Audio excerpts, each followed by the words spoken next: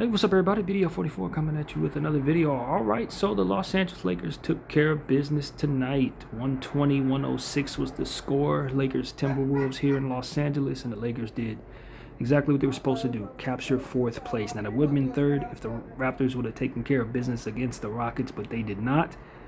That's worded right. So, unfortunately, we didn't climb into third place, but we did beat Minnesota and sent them back in, I think, fifth place. Maybe they're somewhere in there. Who cares? The point is we're in fourth place, and that's where we need to be. So let's get into the team stats. Our first quarter was ugly, man. It was ugly. Nothing pretty going on in that first quarter. 16 points to the Timberwolves 21. In the second quarter, Timberwolves had 24, Lakers 29. Third quarter, Lakers erupted for 39 points. 23 for the Wolves, and in the fourth quarter we had 36 and the Wolves had 38. So we definitely like our second half output for certain. Our first half, ugly. First quarter, probably the worst of the season, but ultimately guys got in rhythm. Ayton kind of held us down in that second quarter to kind of get us going offensively as well. He needs to be given a lot of credit before we get started. But it was a tale of two halves, and the Lakers did their job in the second one. So we shot 48% from the field on the night, 45 of 93. The Wolves, 46%, 37 of 80. Lakers, 11 of 38 from the three-point line, 29%. The Wolves, 10 of 40 for 25%. From the free throw line, the Wolves shot 79%, 22 of 28. The Lakers shot 73%, 19 of 26. 47 rebounds for the Lakers, 43 for the Wolves. 14 offensive boards for the Lakers, 8 for the Wolves. So we're definitely happy with our rebounding total there on the offensive end.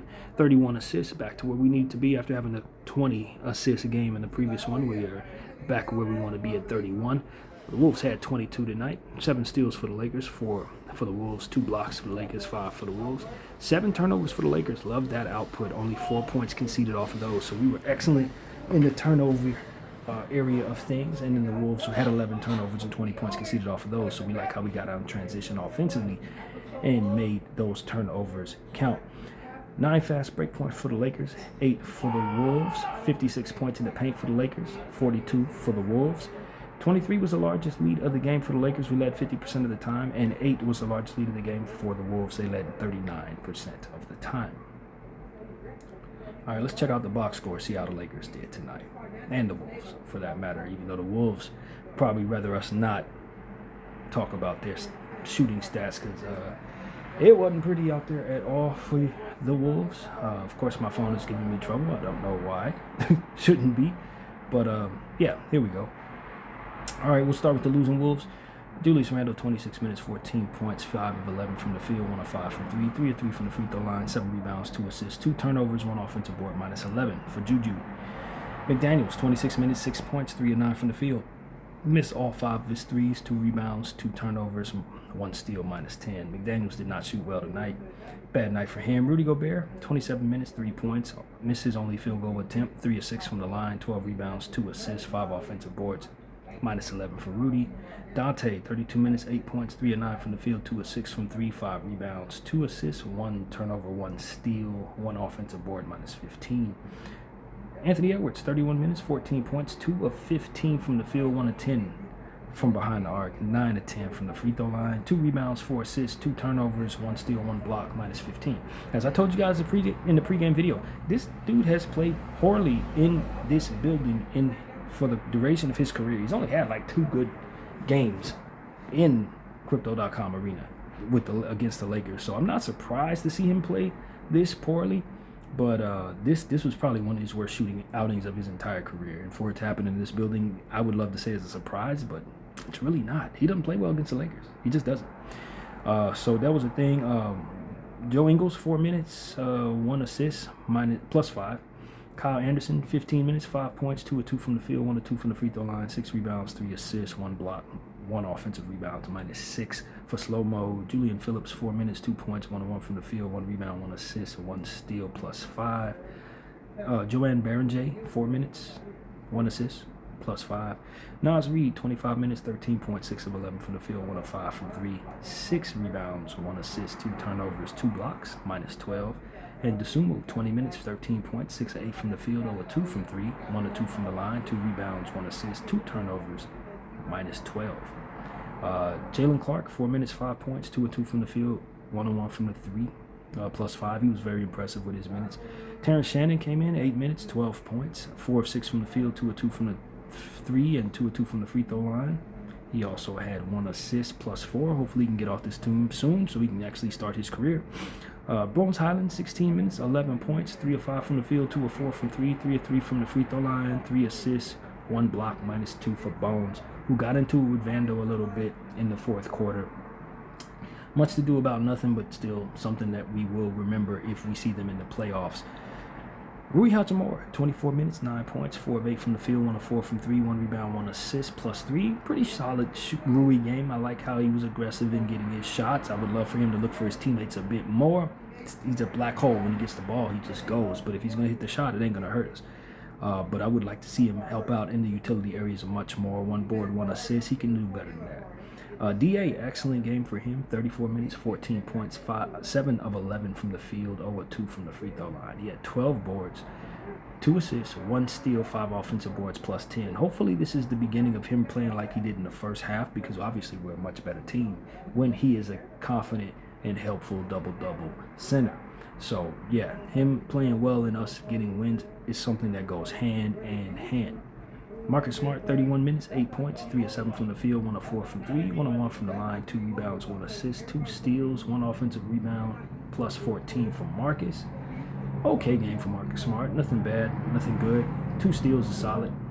Luka Don, 35 minutes, 31 points, 11 of 24 from the field, 4 of 12 from 3, 5 of 6 from the line, 11 rebounds, 11 assists, 4 turnovers, 2 steals, 1 block, plus 20. Excellent game for Luka Don. As a whole, let's look at the areas that we pay attention to the most. 5 of 6 from the free throw line, very good. 4 turnovers, that's 1 over what we like for him to have, so that's not great. And 4 of 12 from the 3, not great. But in the other areas, obviously 11 rebounds, 11 assists, triple-double came to play. 3 stocks, we like that a lot. So he helped out tremendously, played superstar ball, and gave the Lakers what they needed in the scoring column and others as well. Austin Reeves, 38 minutes, 31 points, 10 of 20 from the field, 4 of 10 from 3, 7 of 9 from the line, 7 rebounds, 8 assists, 1 turnover, 1 offensive board, plus 18. Austin had a terrible shooting half in the first half, and in the second half caught absolute fire and went absolutely crazy. It's going to be very difficult to pick someone to get the game ball between the two of them. You got to go to one of the two of them. Not sure who it is yet, but when I look at their stocks, Austin didn't have any stocks. But when I look at Luka, who had 3 stocks, I see 4 turnovers versus Austin Reed, who had 1. Austin had 8 assists. Luka had 11. Austin had 7 rebounds. Luka had 11.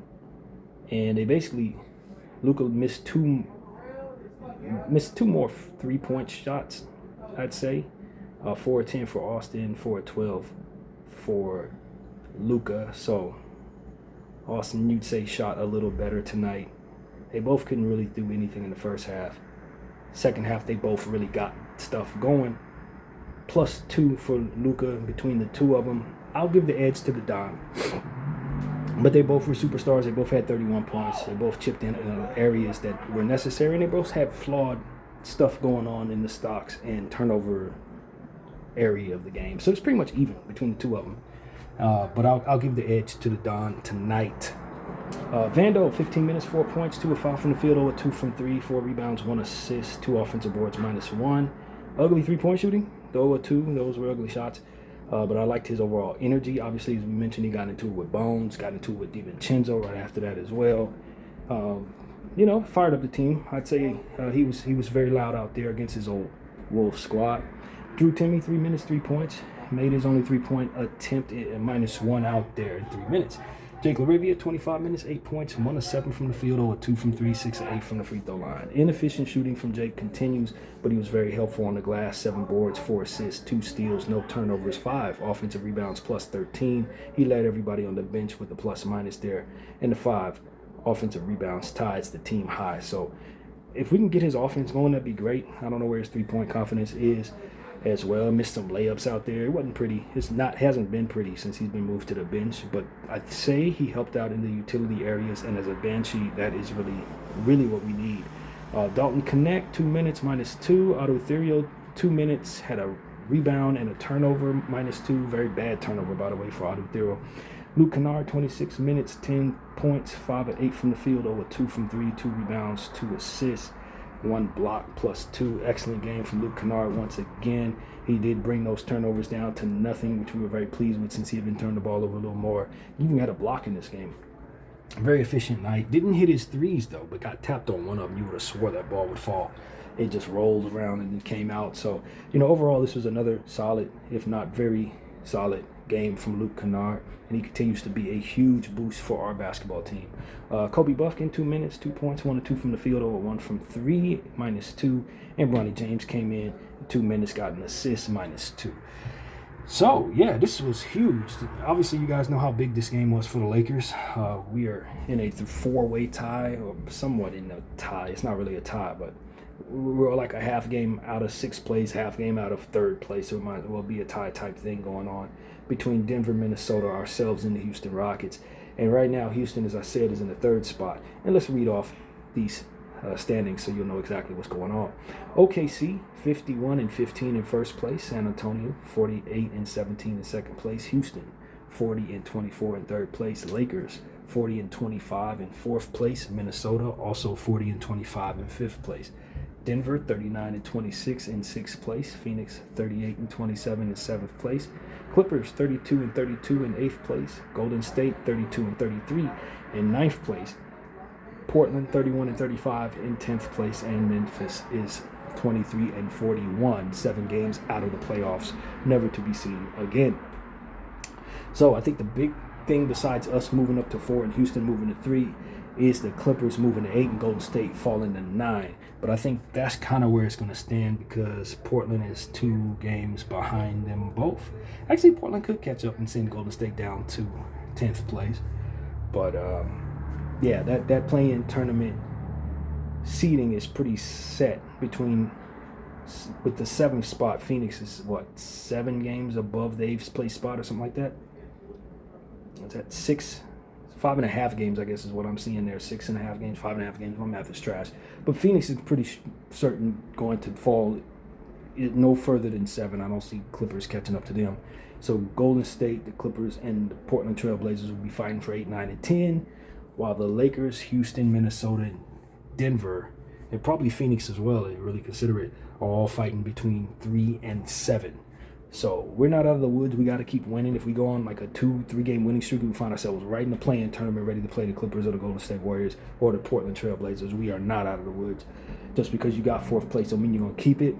And we got work to do. It's about 17, 16 more games, something like that left. We got to get right to end the season. But we're doing good, man. We've beaten 2 playoff teams in a row, man. That's what we want to see. Beat New York on Sunday. Turn around, beat Minnesota tonight. This is what we've been wanting to see all year. The Lakers picked the right time to get right. And the one constant is Bron's out. I think it solidifies a pecking order that's clear and cut, and it makes our offensive possessions a bit more concise and our defensive possessions a bit more energetic. And so are we better without LeBron James? Through 2 games, we've been winning games that we probably would not have won if LeBron was out there. It just is what it is. I know there are people that I could agree with that, but the numbers are telling us that it just slides people into their proper positions. These players are not meant necessarily to take the back seats that they're taking. Rui's meant to have more shots.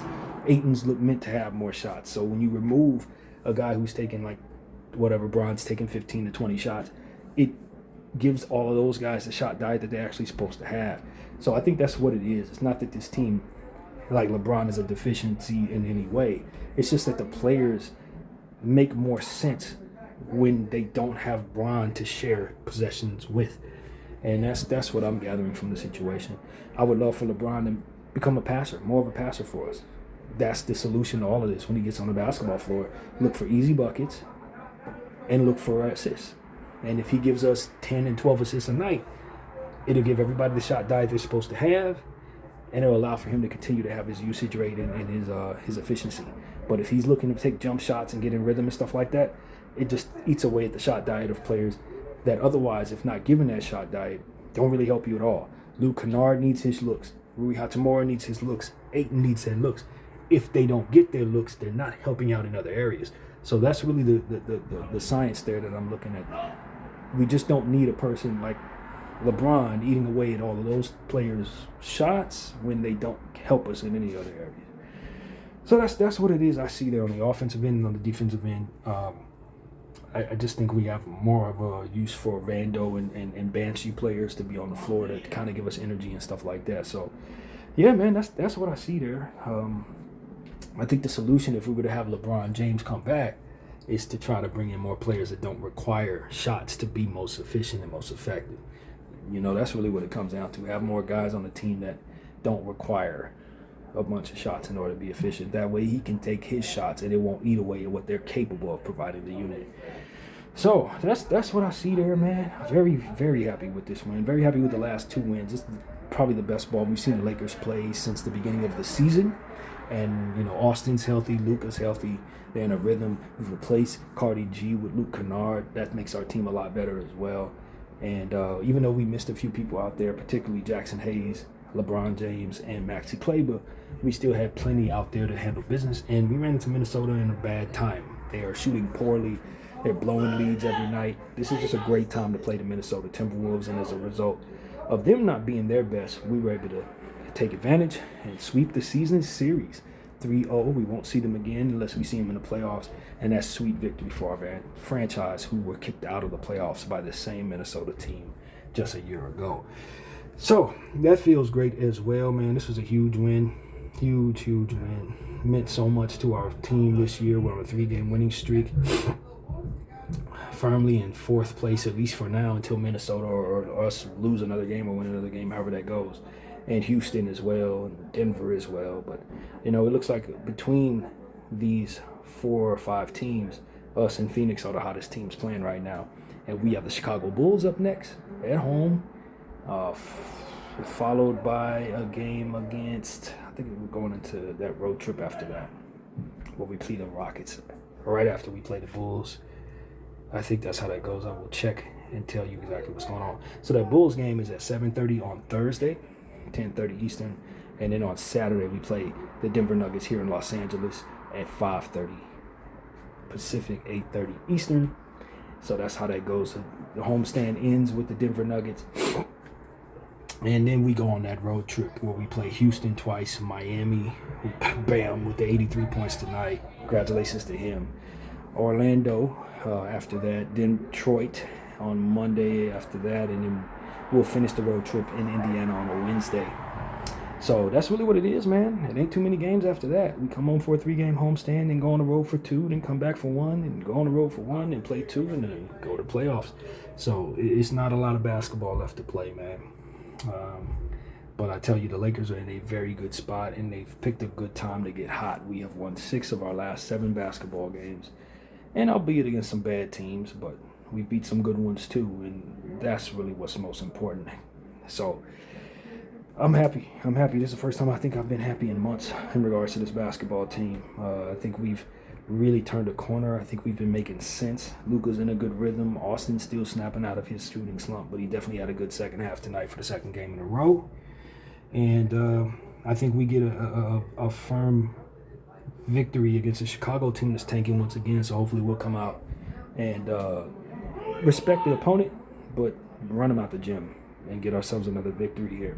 And then get ready for Denver, which is a huge test. We lost to Denver last week in a game where we couldn't seem to get the lead to save our lives, even though we were close the majority of the game. It's the only game we've lost in the last 7 games. We need our get back. It's so important we beat the Denver Nuggets for so many reasons as well. But we'll dwell on that when we get there. We won't overlook Chicago. So that's really what it is. Minnesota 120, 106. The Lakers get the win there. And, we're just happy that Ant-Man couldn't hit a shot tonight. That's really what it comes down to. Ant-Man couldn't hit a shot. He was awful. Just terrible shooting night for Anthony Edwards, and we took advantage. We did not necessarily have that problem after the first half ended. Our superstars took off, and so that's really what it is, man. A great game for DeAndre Ayton, man. He definitely deserves some kudos. Even though I gave the game ball to Luka Doncic, I think DeAndre Ayton really helped us by just rebounding the ball well.